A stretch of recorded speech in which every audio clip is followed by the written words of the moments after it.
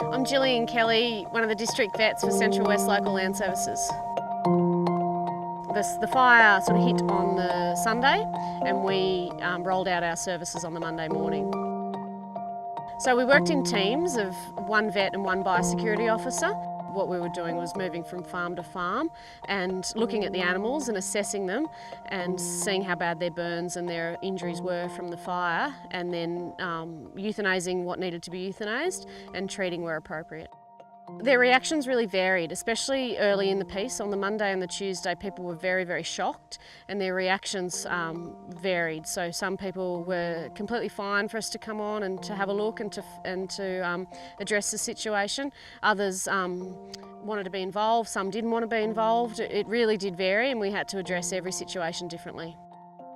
Look, the fire was just so hot and it was just so fast, and the effects on the animals were just devastating. There was a lot of death already, there was a lot destroyed. The ones that were left behind had severe injuries, so I suppose we were motivated really from an animal welfare perspective. Our job was to assess and destroy where necessary so that the animals weren't left to suffer unattended.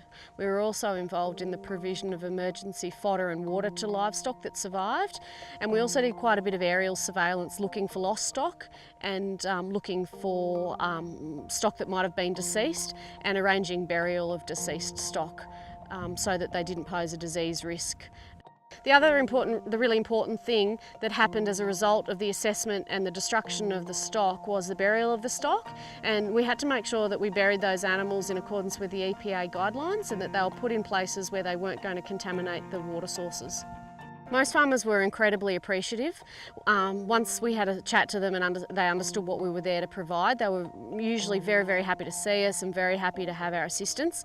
And a lot of them lost everything. So people were really busy, trying to touch base with family and friends, trying to deal with the loss of their homes and all of their infrastructure. So a lot of them just looked at us as someone who could take care of the livestock, and that was one job, a really horrible job that they didn't have to deal with. Yeah, it was intense. Intense is probably a really good word to describe it. It was really confronting. You really got to distance yourself from it a little bit because, the burns and the wounds and what these animals were suffering in some situations was really, really horrible.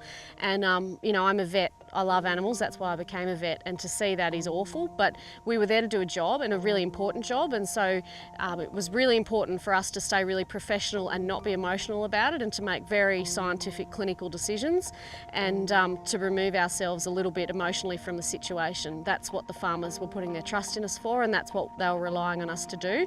So we really did have to just step back from it emotionally, make really clinical decisions and get in there and get the job done.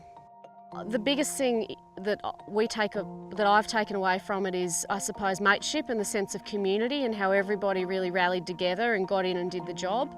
And how well placed Local Land Services is within that community. We've got really strong networks and relationships with our farmers and with our landholders.